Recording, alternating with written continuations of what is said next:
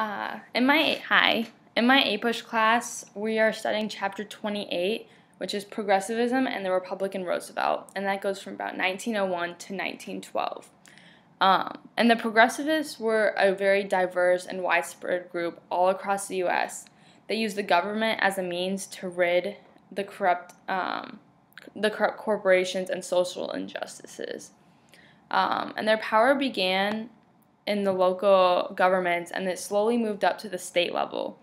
And Wisconsin was a big example of that. A governor was elected, and he started taking control of the corporations and giving the power back to the people. And then we see a rise to the federal government when Teddy Roosevelt is elected, and he's a progressive president. And during his time, he busted a lot of monopolies and trusts, as well as railroads-like systems that would favor corporations. But there was one thing that really struck me in this chapter, and it was this line that laws regulating factories were worthless if not enforced. And I felt like it wasn't the first time I read something about this. Like, many times you read something that, like, they talk about, oh, there's this thing that needs to be fixed, and they enacted this law, but it didn't get enforced, or it didn't do what it was supposed to. One that was enacted not too long before this was the Sherman Antitrust Act. That's kind of similar, where it was supposed to differentiate between bad and good trusts and get rid of the ones that were bad. However, there were so many loopholes in this piece of legislation that it really didn't fix the problem, and it didn't do anything. And then finally, when they realized that they needed to make like another effort, or they readjusted that law.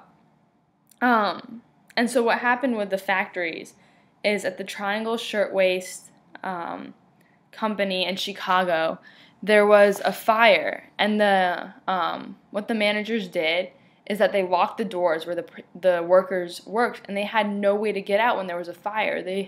Either they had to burn in the building or jump to their deaths, and it's like a big deal. About 146 people died because of it.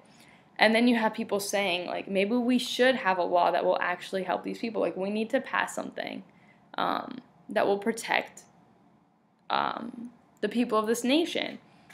But what it made me think of is it had to go to that drastic incident, and that woke people up to realize the situation, which reminded me a lot about what we're facing today, which is gun control. There was a movie theater shooting that that happened about maybe a year ago-ish during a Batman movie, and it didn't really do anything, plus the countless of other events like Virginia Tech, and it didn't really change anything about the gun control issue.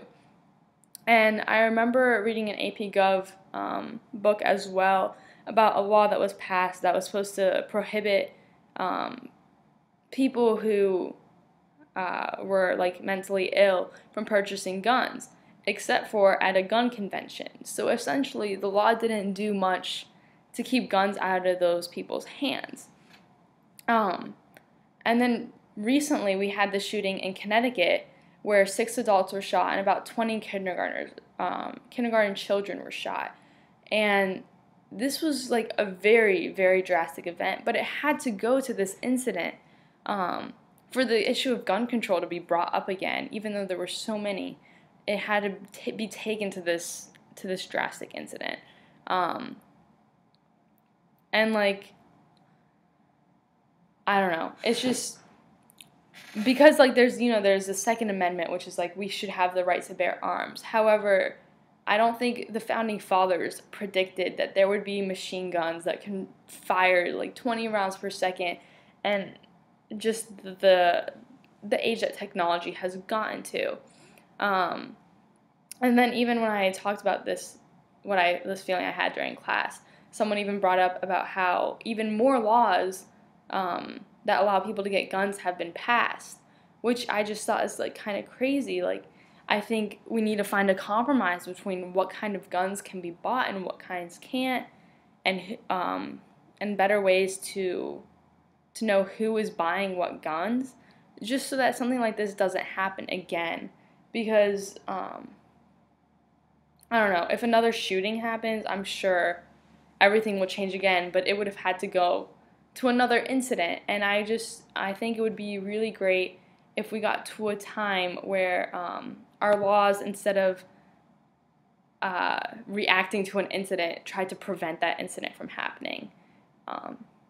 So that was just my thoughts on this chapter. Thanks.